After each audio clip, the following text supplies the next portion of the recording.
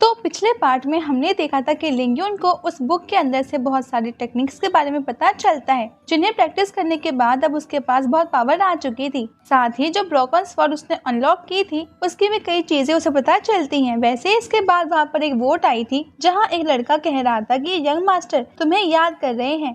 तो अब कहानी इसी के आगे से शुरू होती है। वैसे असल में वो हमारे वाले यंग मास्टर की बात नहीं कर रहा था, क्योंकि वो लड़का तो लिंग्यून के पुराने सेक्शन है ही नहीं, बल्कि वो दूसरे सेक्टर से है। मगर वो लिंग्यून को जानता है क्योंकि वो बहुत पहले अच्छे दोस्त हुआ करते थे, मगर अब दोनों ही अलग अलग सेक्टर से हैं। इस कारण से उनका मिलना जुलना कम हो गया है। अब यहाँ पर वो लिंग्यून को अपने वोट पर आने के लिए कहता है, जिसके बाद लिंग्यून और हॉर्सी दोनों ही वोट पर जाते हैं। अब वो लड़का कहता है कि मैं तुम्हें ही ढूंढ रहा था, मैंने सुना है कि तुम कंपटीशन जीत चुके हो। अब ये बात सुनकर लिंग्यून उससे पूछता है कि तुम्हें कैसे पता चल गया। तो अब वो लड़का कहता है कि मुझे पता कैसे नहीं चलेगा, तुम्हारे चर्चे तो हर तरफ फैले हुए हैं और हर बड़ा सेक्ट हो या क्लेन अभी तुम पर ही नजर बनाए हुए हैं, क्योंकि अचानक से तुम चर्चा में जो आ चुके हो। अब लिंग्यून कहता है कि मैंने ऐसा भी कोई काम नहीं किया है, वो कंपटीशन जीतना ज्यादा मुश्किल नहीं था। मगर अब वो लड़का कहने लगता है कि भाई तुम तो ऐसे कहोगे ही, आखिर अब तुम उसे जीत जो चुके हो। वैसे मैं तुम्हारे लिए कुछ और न्यूज भी लेकर आया था।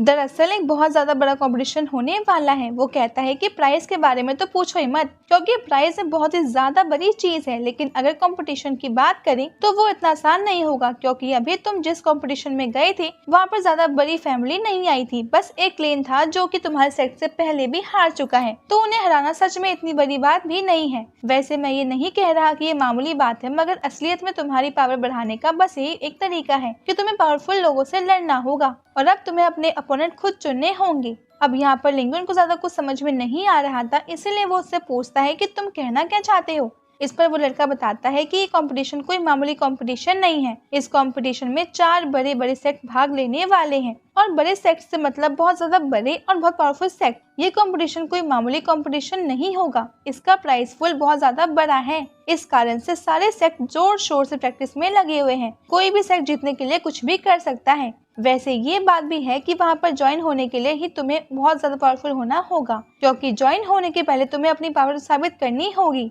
मगर मैं जानता हूँ तुम्हारे पास बहुत पावर है, तो शायद वो लोग तुम्हें सिलेक्ट कर भी लेंगे। लेकिन ज्वाइन होना सिर्फ एक स्टेप है, असली डेस्टिनेशन के लिए तो तुम्हें ना जाने कितने स्टेप्स चढ़ने पड़ेंगे, क्योंकि इसके बाद तुम हर सेक्ट के सबसे ज्यादा ताकतवर लोगों से लड़ना होगा। इसलिए इतना आसान नहीं होगा, मगर चिंता मत करो, दोस्ती के नाते मैंने उसका इंतजाम कर लिया है। मुझे एक खास सील के बारे में पता चला है। वैसे सील तो नहीं, बल्कि वो एक जगह है और वो उस खास सील के सवर है जो कि अब कमजोर पड़ते जा रही है, और अगर तुम किसी तरह से उसे ब्रेक कर देते हो तो वहाँ का सारा ट्रेजर, रेयर ट्रेजर तुम्हें मिल जाएगा। वैसे तो और भी कोई वहाँ पर जा सकता था, लेकिन ज्यादा लोगों को उसकी खबर ही नहीं है। अब लिंग्यून कहता है कि मुझे भी स्ट्रॉन्ग बनना है, और तुम्हारी बातें सुनकर लग रहा है कि मुझे तुम्हारे साथ जरूर चलना चाहिए।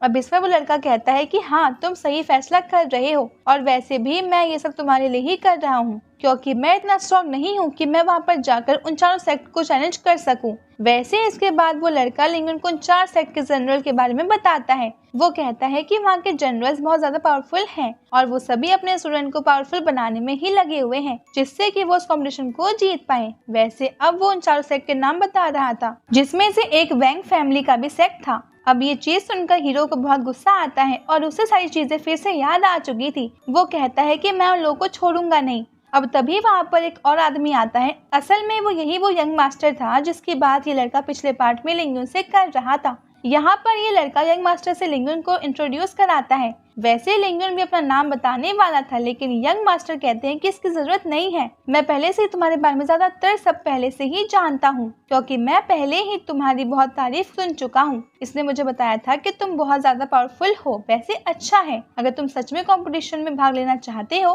तो वहाँ पर तुम और ज्यादा पावरफुल बन सकते हो, क्योंकि भले ही तुम जीतो ना जीतो, लेकिन तुम्हें बैटल के एक्सपीरियंस तो मिल ही जाएंगे। साथ ही वो ये भी कहते हैं कि उनका मतलब ये नहीं है कि लिंग्यून उसे जीत नहीं सकता, वो बस ऐसे ही बता रहे थे। अब तभी वहाँ पर एक और लड़का आ जाता है। असल में ये लड़का यहाँ का सबसे पावरफुल स्टूडेंट है, इसीलिए थोड़ा सा घमंडी है। अब इसके यहाँ पर आते ही पहले लिंग्यून को इस लड़के से इंट्रोड्यूस कराया जाता है, और उसके बाद इस लड़के को लिंग्यून से इंट्रोड्यूस कराया जाता है।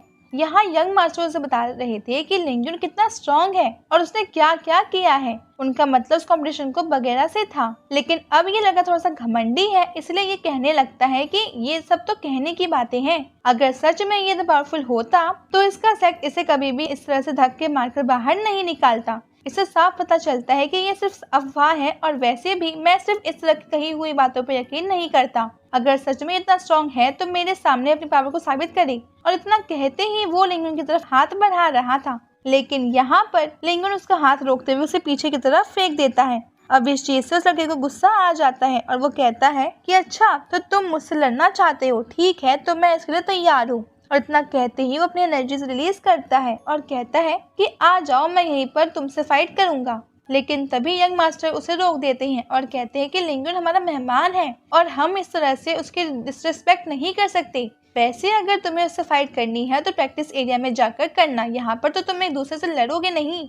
अब वो लड़का वहाँ से चला जाता है और उसके बाद लिंगन का दोस्त उससे कहता है कि चलो मैं तुम्हें यह शिप अच्छी तरह से दिखाता हूँ, यहाँ पर और भी लोग हैं जिनसे तुम मिलना चाहिए। अब इसके बाद वो लिंगन को वहाँ शिप दिखाने ले जाता है, जहाँ हम कुछ और लोगों को देखते हैं। अभी 2 लोग फाइट कर रहे थे और बाकी लोग उन्हें ही देख रहे थे। और अब यहाँ आकर लिंगन भी उन्हें देखता है, लेकिन लिंगन मन में सोच रहा था कि ये लोग सच में पावरफुल लगते हैं, इनके पास अच्छी खासी स्ट्रेंथ है, मगर इन्हें शायद मार्शल आर्ट की नॉलेज नहीं है। इसी कारण से अपनी पावर का सही से यूज नहीं कर पा रहे हैं और इस तरह से फाइट कर रहे हैं।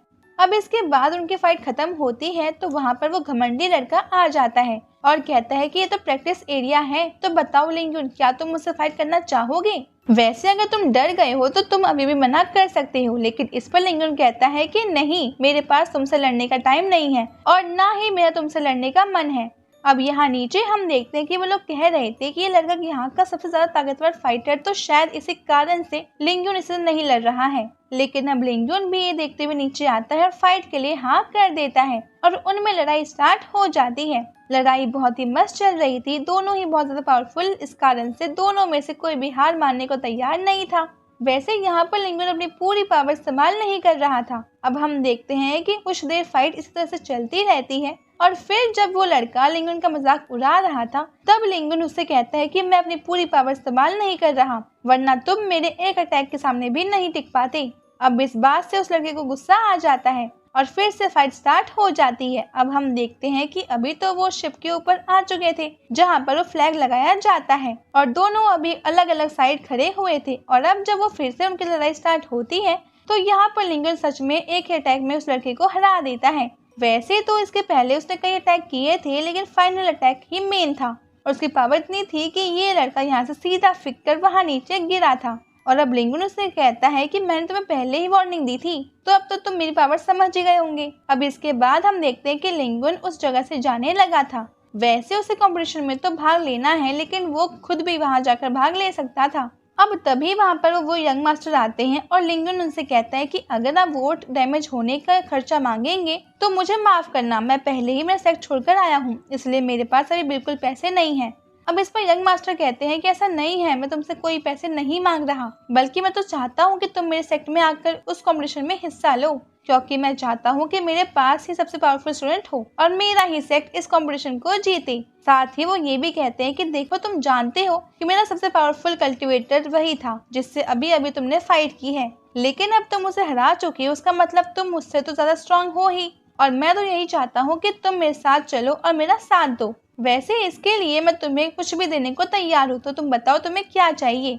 अब ये बात सुनते ही लिंगन थोड़ा सा सोचता है और कहता है कि मुझे high grade martial art techniques चाहिए। अब ये सुनकर यंग मास्टर मन में कहते हैं कि इसमें ऐसी चीज मांगी है जो हमारे लिए देना बहुत मुश्किल है। अब यहाँ पर यंग मास्टर थोड़ा सोच में पड़ा हुआ था, तो ये देखकर लिंगन उनसे कहता है कि ठीक है, अगर आप मुझे वो नहीं दे सकते तो मुझे यहाँ से चलना चाहिए। अब तभी यंग मास्टर कहने लगते हैं कि अरे यार, तुम बहुत जल्दी में लगते हो, मुझे सोचने तो दो, वैसे भी मैं अकेला फैसला नहीं कर सकता, मुझे मेरे फादर से भी इस बारे में पूछना होगा, वही बताएंगे कि हम तुम्हें वो टेक्निक्स की बुक दे सकते हैं कि नहीं। अब इस चीज पर लिंगन तो खुश था, साथ ही वो यंग मास्टर ये भी कह देता है कि देखो, अगर हम तुम्हें मना करते हैं तो तुम जब चाहो बीच में छोड़कर जा सकते हो। अब इस चीज से लिंगन और खुश होते हुए कहता है कि तो फिर ठीक है, मुझे साथ चलने में कोई दिक्कत नहीं है। लेकिन अब ये पार्ट यहीं पे खत्म हो जाता है। अब अगर आपको वीडियो पसंद आई हो प्लीज इसे लाइक कर दीजिएगा और चैनल को सब्सक्राइब भी कर दीजिएगा। अब हम मिलते हैं आपसे अगले वीडियो में, तब तक के लिए bye bye guys and take care.